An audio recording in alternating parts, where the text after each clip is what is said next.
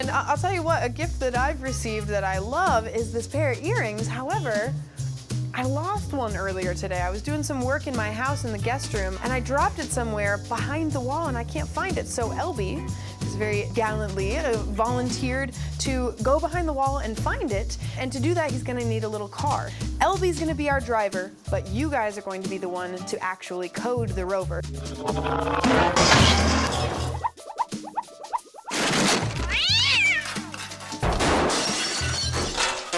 So I'll tell you what, Elby, I think you're ready to go on your mission to try and find my missing earring.